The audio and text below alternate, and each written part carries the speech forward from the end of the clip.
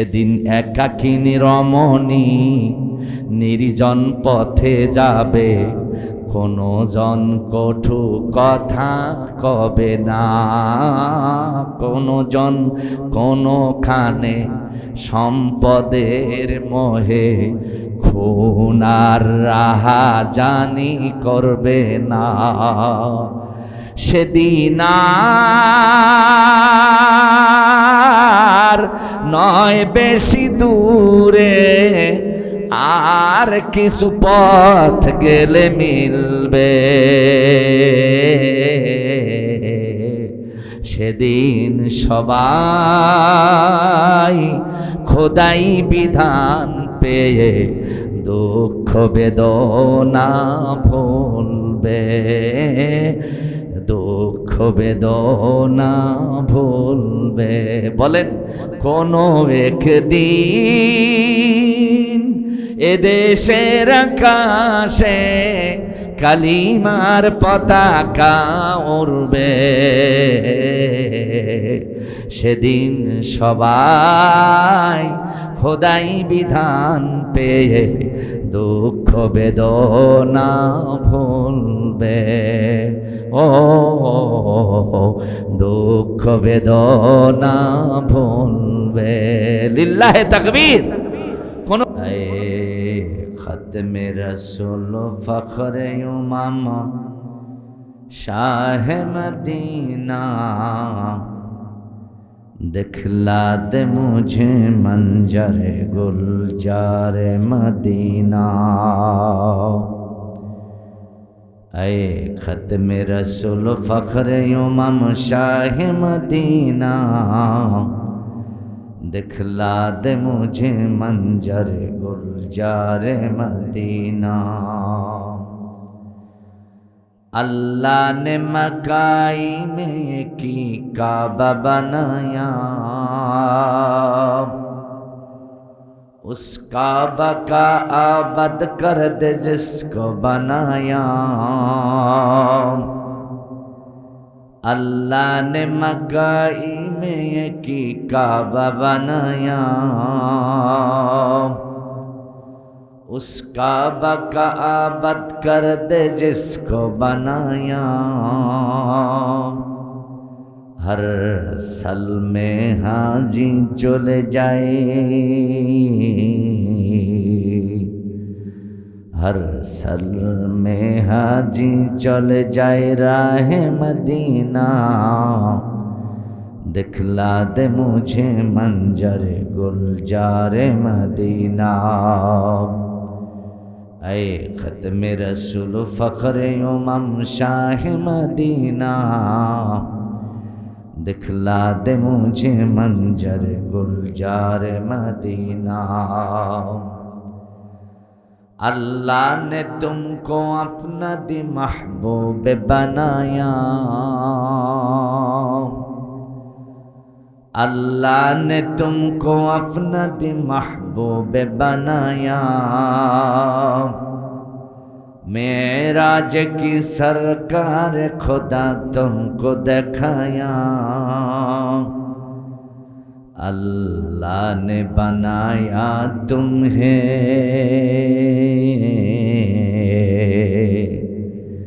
अल्लाह ने बनाया तुम्हें सुल्तान मदीना,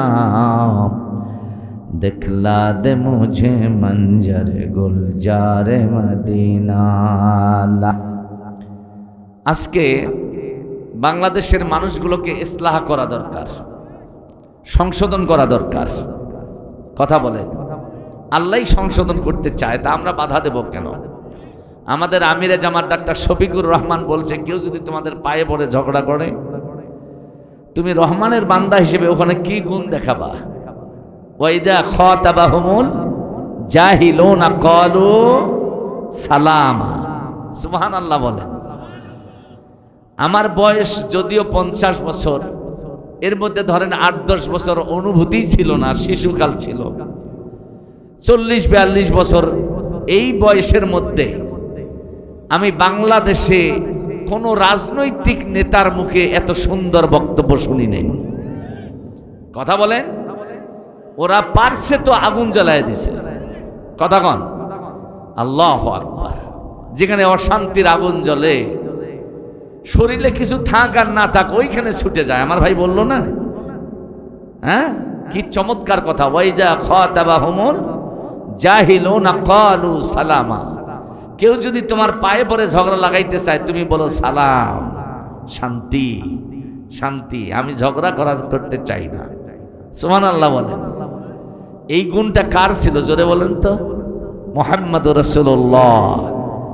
জোরে বলেন সুবহানাল্লাহ, বলবেন না? মুহাম্মদুর রাসূলুল্লাহর আদর্শ, তার গুণ, তার চরিত্র যার মধ্যে পাওয়া যায় তারাই তো হলো নেতা। কথা বলেন ঠিক কি না? সাদাবাজি, ডাকাতি, ছিনতাই, রাহাজানি কইরা বাংলাদেশের মানুষকে আর ভুলভাল বুঝাইয়া ক্ষমতায় যাওয়া যাবে? সত্য না মিথ্যা? এই জন্য আমাদেরকেও চিনতে হবে নেতা কারে কয়। কথা কন ঠিক কিনা? তারপরেও আমরা হিংস্রতা নয়, হিংসা নয়, বিদ্বেষ নয়, আমরা ইসলাহ সংশোধন করার মানসিকতা নিয়ে আমরা কথা বলবো, দাওয়াত দেব। যদি কোনো ভাই ইসলাহ হতে চায়, সংশোধন হতে চায়, তার সামনে গিয়ে আমরা হিংস্রতা দেখাবো না, আমরা হৃদয় উন্মোচন করে দেব। ইসলামের দরজা সকলের জন্য খোলা, ঠিক না? মান দাখালা ইসলামান ফাহুয়া সালিমুন। দয়ার নবী বলেছেন যে ইসলামে প্রবেশ করলো শান্তি পাইলো, নিরাপত্তা পাইলো, মুক্তি পাইলো। একটু জোরে বলেন সুবহানাল্লাহ। আমি আপনাদের খেদমতে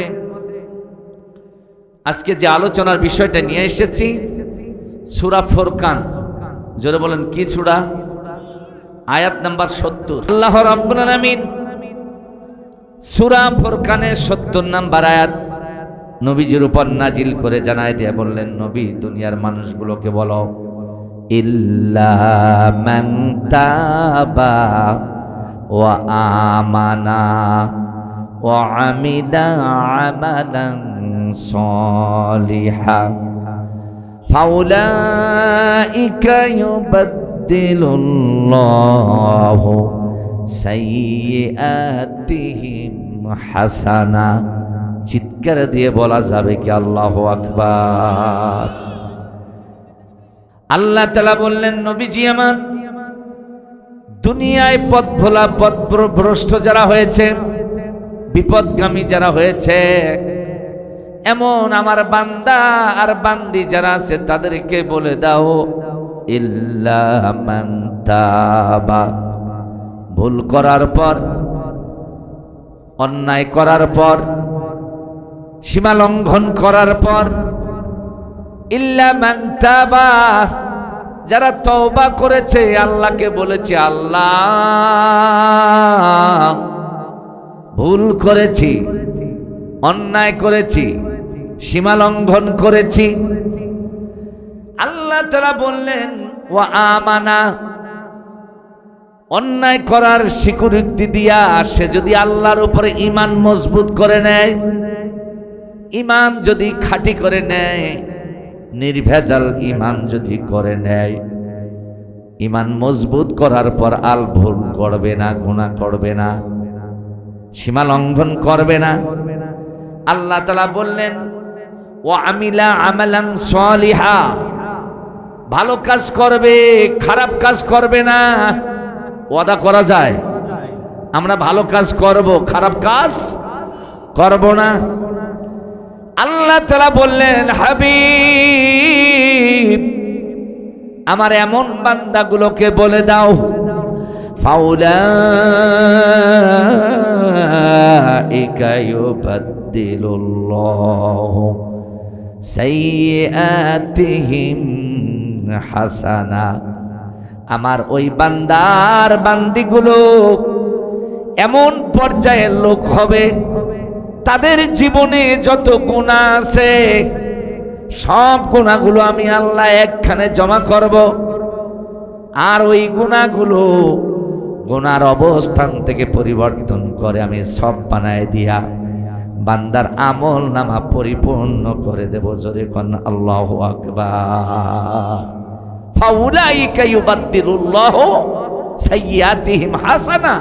বান্দা গুনাহ করেছিস, আয় আয় আয়, আল্লাহ ডেকে নিয়ে বলবেন গুনাহ যত করেছিস সব গুনাহ সব বানায় দিলাম, আমলনামা পরিপূর্ণ করে দিলাম।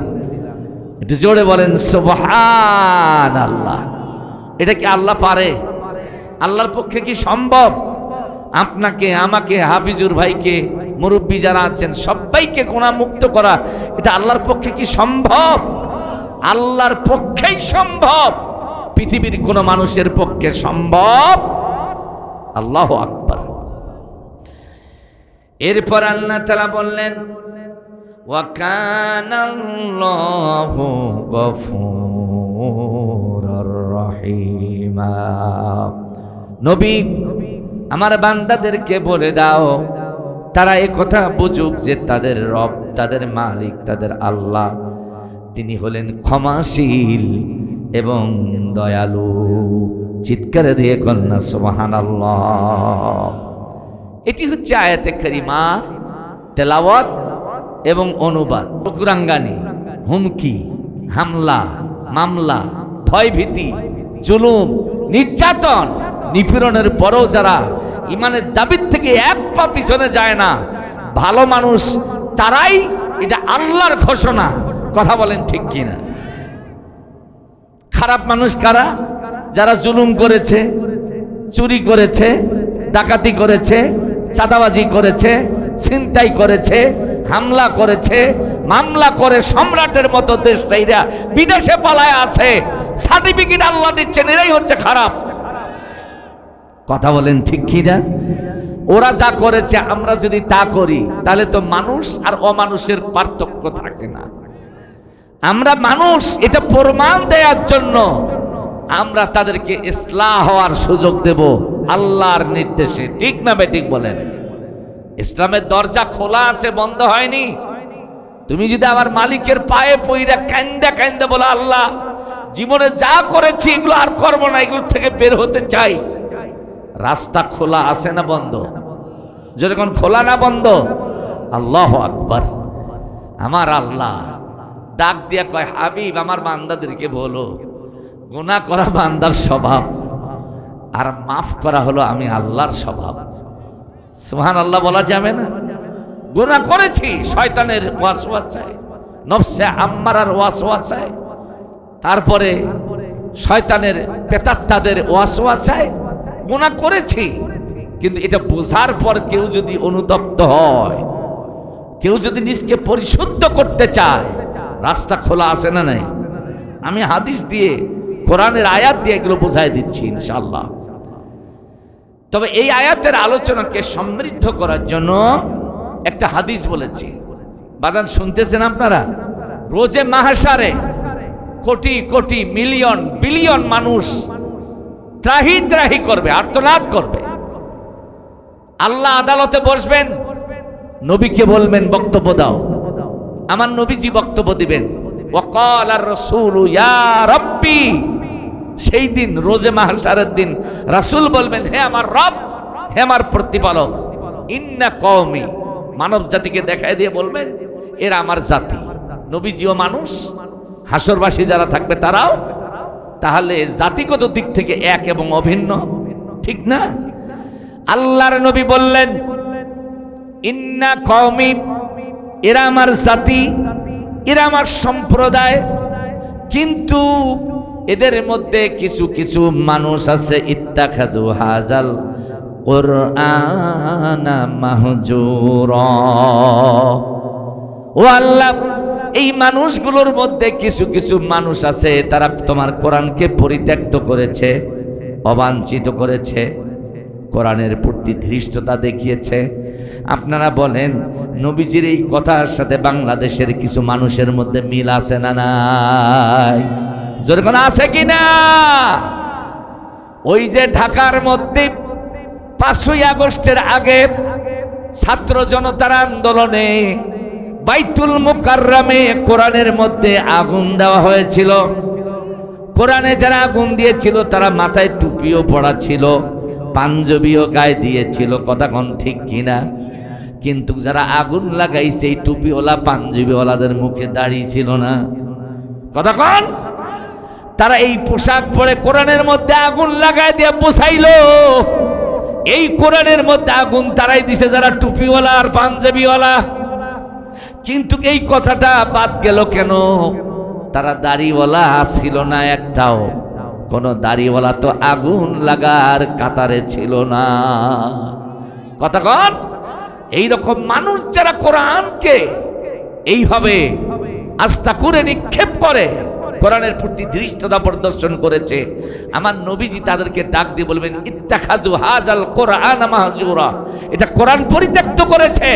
কোরআন তেলাওয়াত হয়েছে শোনে নাই, অথবা কোরআন তেলাওয়াত করা হচ্ছে, আলোচনা করা হচ্ছে, শুনতে গিয়ে গন্ডগোল করেছে। আল্লাহ এই লোকগুলো কারা? আমি তাদের বিরুদ্ধে আমি নবী মুহাম্মদ আজকে মামলা দায়ের করব। মিঠাপুকুরে বাসে পেট্রোল বোমা হামলা করল কারা? ওরাই আবার মামলা দিল নির্দোষ মানুষের বিরুদ্ধে। এইরকম বান্দরামি চলবে ওখানে? যেরকম চলবে, আমার নবী দিবেন মামলা কাদের বিরুদ্ধে? যারা প্রকৃত কোরআনের সাথে বেয়াদবি করেছে, ঠিক কিনা বলেন? কোরআন ওয়ালাদের সাথে যারা বেয়াদবি করেছে তাদের বিরুদ্ধে মামলা দিবেন। আচ্ছা বাজান বলেন তো, নবী যদি মামলা দেয় আল্লাহর আদালতে, হ্যাঁ, ওই মামলায় লড়াবার ক্ষমতা আপনার আছে? উকিল ব্যারিস্টার ধরার অথবা ঘুষ টুস দিয়া বিচারকের কাছ থেকে মামলা অনুকূলে নেওয়ার কোনো সুযোগ আছে? সুতরাং বি কেয়ারফুল, সাবধান। যা বান্দরামি করেছো কোরআনের সাথে, কোরআনওয়ালাদের সাথে, এর থেকে বের হয়ে পড়ো। সংশোধন হইবার জন্য কোরআনের দিকে দৌড়ে আসো। আমার আল্লাহর কোরআনের নূরের তাজাল্লি যদি এক বিন্দু তোমার কলবে পতিত হয়, তাহলে তুমি আল্লাহর ওলি হয়ে যেতে পারো। ঠিক না বেঠিক বলেন? কারণ ডক্টর কবি ইকবাল বললেন,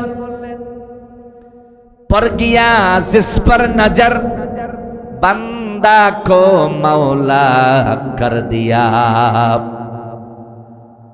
पर गया जिस पर नजर बंदा को मौला कर दिया, जिस दम में दरिया कर दिया।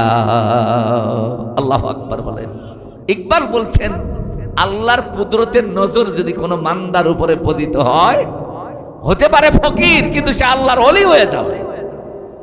আল্লাহর কুদরতের পানি এক বিন্দু যদি সাগরে পতিত হয়, সাগরের মধ্যে উত্তাল তরঙ্গ শুরু হয়ে যাবে। আল্লাহু আকবার বলেন। এই জন্য তুমি পাপ করেছো, গুনাহ করেছো, দৌড়াও, কারণ আমার নবী বলছেন। হাদিস যেটা বলেছিলাম তার অনুবাদ, আন আসরার ইবনে ইয়াসির আল-আমাজানি রাদিয়াল্লাহু তাআলা। নবীজির সাহাবীর নাম হলো আসরার ইবনে ইয়াসির আমাজানি রাদিয়াল্লাহু তাআলা। তিনি বলেন ক্বালা রাসূলুল্লাহ সাল্লাল্লাহু আলাইহি সাল্লাম, রাসূলুল্লাহ সাল্লাল্লাহু আলাইহি সাল্লাম বলেছেন, ইয়া আইয়ুহান নাস, শুনতেছেন আপনারা?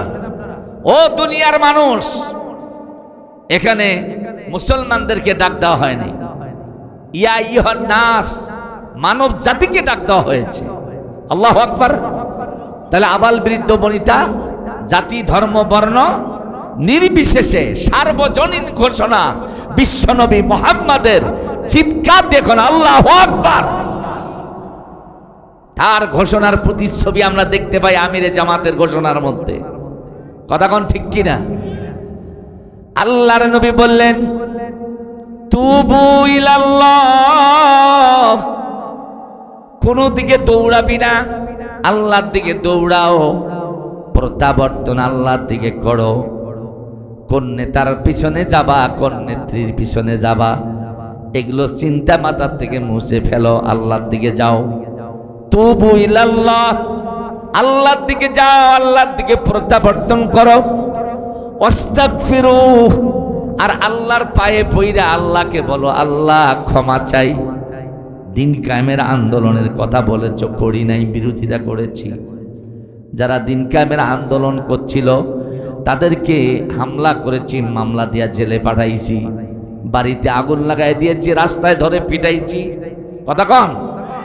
আল্লাহর পায়ে পড়ে কাঁদো, ওয়াস্তাগফিরু, আল্লাহর কাছে মাপ চাও। আল্লাহ যদি মাফ করে দেয়, তুমি ডাকাত থেকে আল্লাহর ওলি হতে সময় লাগবে না। কথা কোন ঠিক কি না?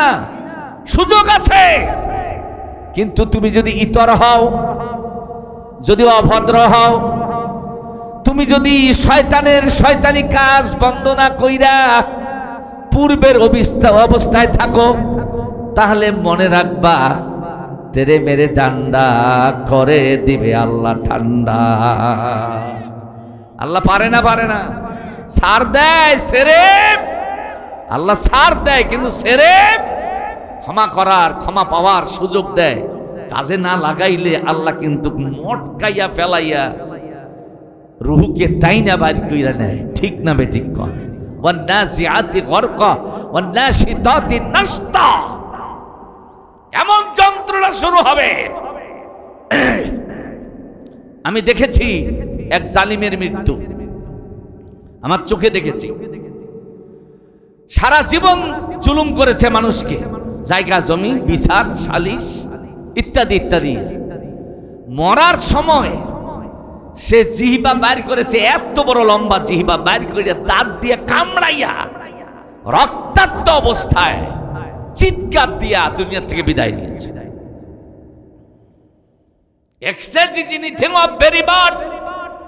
বেশি উতালা হইও না, তোমাকে ঠান্ডা করার জন্য আমার আল্লাহর 1 সেকেন্ড সময় লাগবে না। কথা কোন ঠিক না? আল্লাহর নবী বললেন, তুমি আল্লাহর দিকে প্রত্যাবর্তন করো, তার কাছে ক্ষমা চাও, কারণ ফাইন্নী আতুবুল ইয়াউমা মিয়াতা মাররা, আমি বিশ্ব নবী, আমি রাহমাতাল লিল আলামিন। যেই নবীর জীবনে কোনো গুনাহ নাই, আছে নাকি? গুনাহ হওয়ার সম্ভাবনাও কি ছিল? কখনো না। দয়ার নবী বললেন, ফাইন্নী আতুবুল ইয়াউমা মিয়াতা মাররা, আমি রাহমাতাল লিল আলামিন। এমন কোন দিন বাদ যায় না যেই দিন আল্লাহর কাছে 100 বার করে তওবা করি না। আল্লাহু আকবার বলেন।